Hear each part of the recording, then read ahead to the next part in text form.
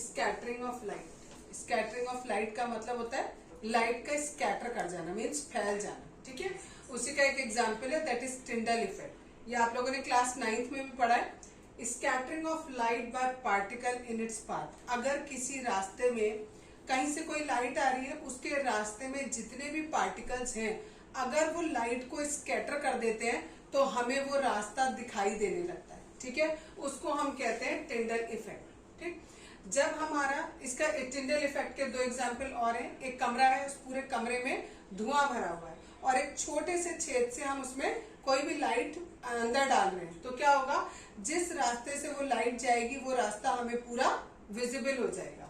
दूसरा इसका एग्जाम्पल है, जैसे जंगल होता है, जंगल में जो सनलाइट होती है, वो जो पेड़ होते हैं, पेड़ की जो कैनोपी होती है, कैनोपी मीन्स ऊपर का जो पार्ट होता है उसका, उस पार्ट से छन छन के जो सनलाइट है वो नीचे अर्थ पर पड़ती है। ठीक है, उससे भी हमें पूरा पाथ लाइट का विजिबल हो जाता है कि बिल्कुल स्ट्रेट लाइन में हमारी लाइट ट्रेवल कर रही है। ये भी हमारा टिंडल इफेक्ट का एग्जाम्पल है।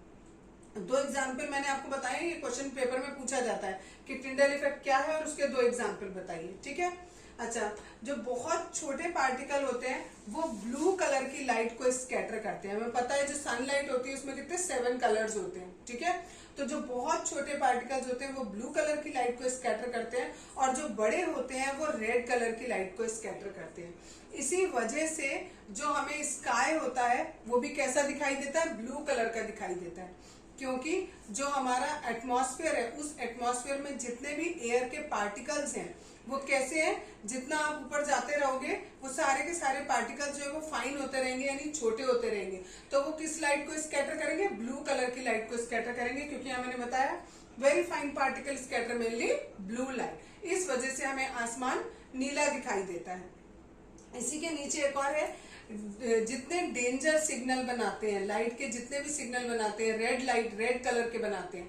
क्यों बनाते हैं, क्योंकि रेड कलर की जो लाइट है वो स्कैटर बहुत कम होती है और स्कैटर ना होने की वजह से वो दूर से ही आपको दिखाई दे जाती है। अगर कोई लाइट स्कैटर हो जाएगी, फैल जाएगी, तो वो आपको साफ साफ दिखाई नहीं देगी। जनरली जैसे जब फॉग होता है तो सर्दियों के समय में हम क्या करते हैं, रेड लाइट्स ऑन करके चलते हैं गाड़ी की। ठीक है, किस वजह से, जिससे हमें दूर से ही पता लग जाए कि आगे कोई ना कोई गाड़ी जा रही है।